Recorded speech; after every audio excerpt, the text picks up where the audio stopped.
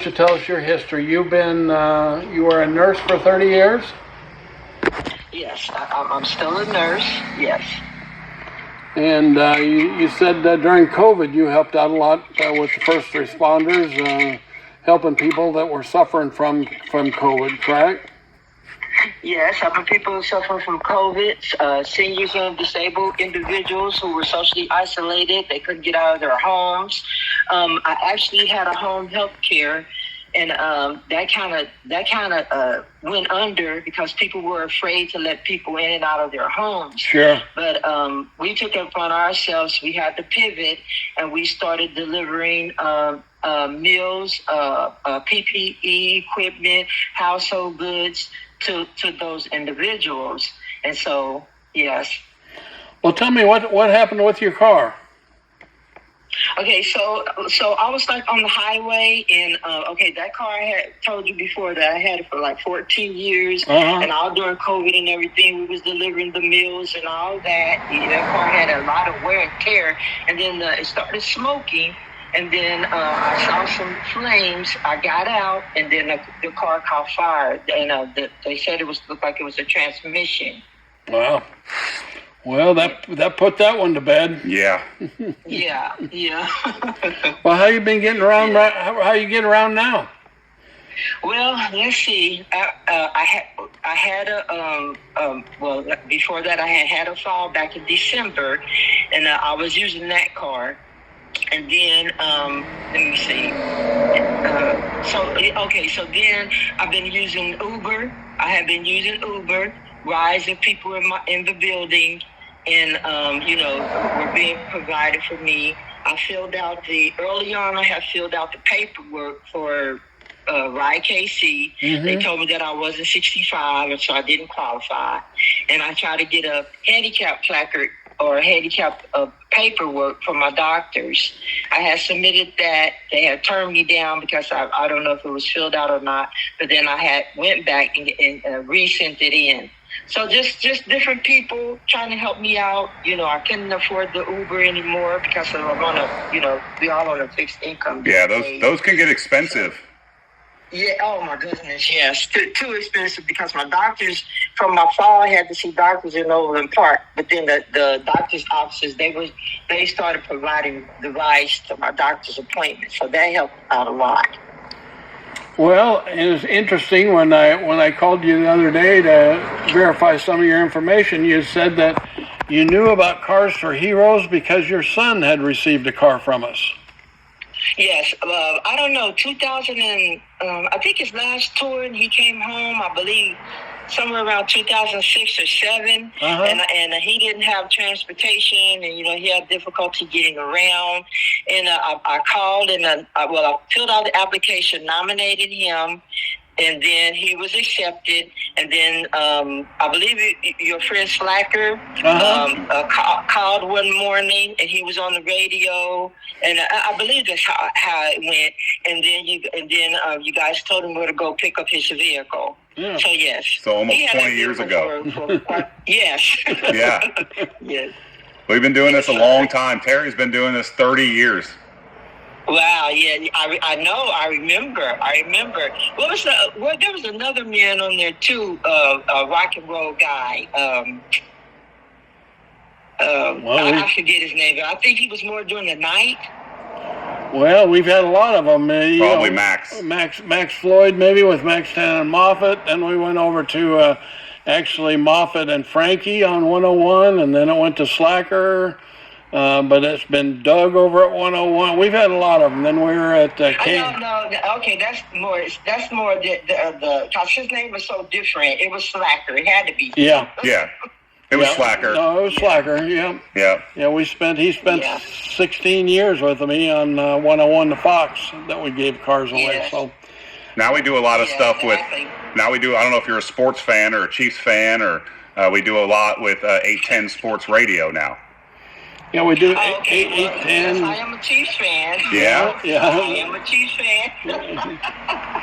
Yeah, and I had also explained to you too during that time of COVID where we were shut in at our jobs, and we had to do 12-hour shifts, and we couldn't get out or anything.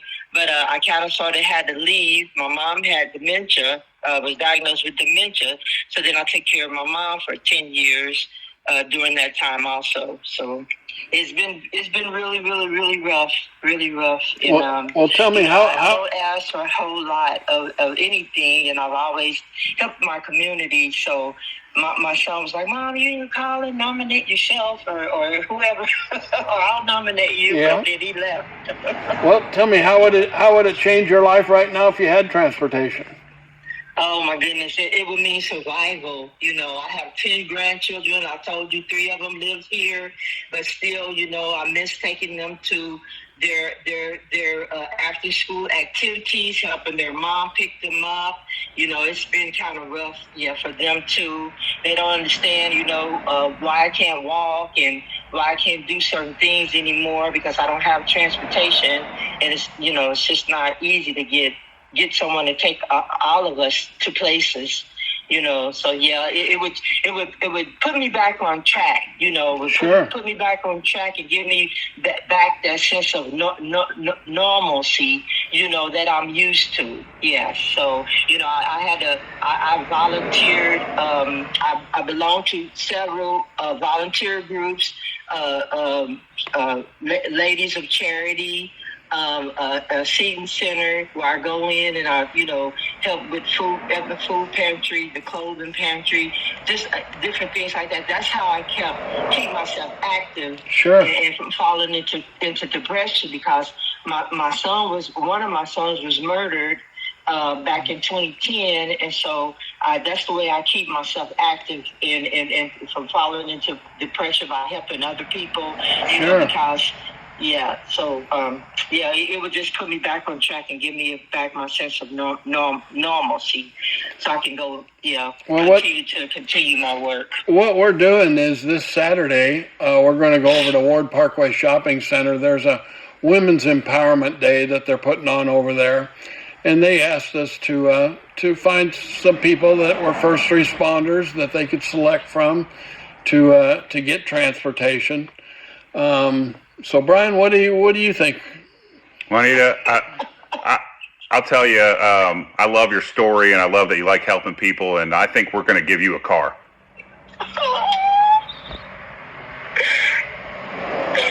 You guys don't know how much this is. Well, we've kind of got an idea. You guys don't know because, this summer, as I explained to you, Mr. Terry, I have lupus, and this summer was just so hard for me. I was trying to ride the bus, and I almost passed out several times because it was just so hot. And I had my umbrella and my bottles of water, and it just seems like when you need help at your worst time, there's nobody. And I'm like, what? Lord, help me. What did I do? I need help. Thank you, God. Thank you, Jimmy, so much. I appreciate it. I'm going to be there. I'm going to be there. I will call you later on with all the details so that you'll know exactly, and we'll see if we can get you a ride over there or whatever you need. But you're going to go home with a car this Saturday. Thank you so much, my son. I'm calling my son, and whatever he's doing, I'm going to say, drop what you're doing and come and take me. Come and take me. I don't know if you have time or not, but last night a poem came to me. I can read it now, or I can read it on Saturday, but I really want to read it as a thank you to Cars for Heroes. Absolutely. So, well, however you want to do that, we'll be happy to combine it with all what we're doing on Saturday. But thank you so much. Yeah, thank you so much. You go make your phone calls and let everybody know that you're going to be mobile again. Yes. Thank you, guys. Thank you. Hey, thank you for everything. Thank you for everything you do for everybody too. Thank you so much. Thank you. Thank you. That's all I can say. That's all right. I don't know if I had 10,000 tongues. I could say 10,000 more times. Well, Juanita, we'll give you a little call later on, and we'll give you all the details. But you just plan on being available. It's about 2:00 on Saturday. So. Okay, and who is that? Brian. Yes. Brian will be with. Yeah. So. Okay, thank you both. Okay, we'll see you Saturday. Okay, thank you. All right. Bye-bye. Amen. You don't think she was excited? Yeah. Wow. You know, that's what makes doing this fun every time. Absolutely. And rewarding every time, because when you hear somebody like that was just so down, and just the keys to a used car. This is not a brand new car, a used car, and just changed her life for the good. Well, as you get older and you have a limited income, she was on disability, which is not very much money, but you got to live, you got to pay your rent, and you don't have money for a car. We make sure that they've got enough money to maintain a car with insurance and gas and that kind of thing, but the actual affording a car sometimes is just impossible for these people. And yet, you know, life isn't over at 63. She's still got a lot of years to go. Yes. So, get back to doing just the little simple things like her going after school activities with her grandkids. You know, I've got grandkids now, and I would hate to miss it. Oh, absolutely. So. No, we realize the importance. People don't sometimes, but she wasn't looking for a $60,000 car. You know, She never asked what color it was. No, Does the radio work? No. I got a car. I can move. Exactly. So if anybody out there has a car that they're not using anymore, maybe needs a little repairs, you know, get a hold of us. We'll turn it around and we'll help somebody else, just like Juanita here. Absolutely. All right, well, Terry. Get ready, because we're getting geared up for Christmas. We're going to give 18 cars away, or 20 cars away on the 18th. And so we're going to hear the stories piece by piece. We'll put them up one at a time on our YouTube channel so that you can listen to the stories, and maybe there's a way you can help out by going to our website, heroes.org. You can apply or donate right there. And if you don't have a car, guys, just go to our Facebook, go to our YouTube, our TikTok, and just subscribe and like it and share it. And that's a way you can help also. Absolutely. All right. We're off. All right.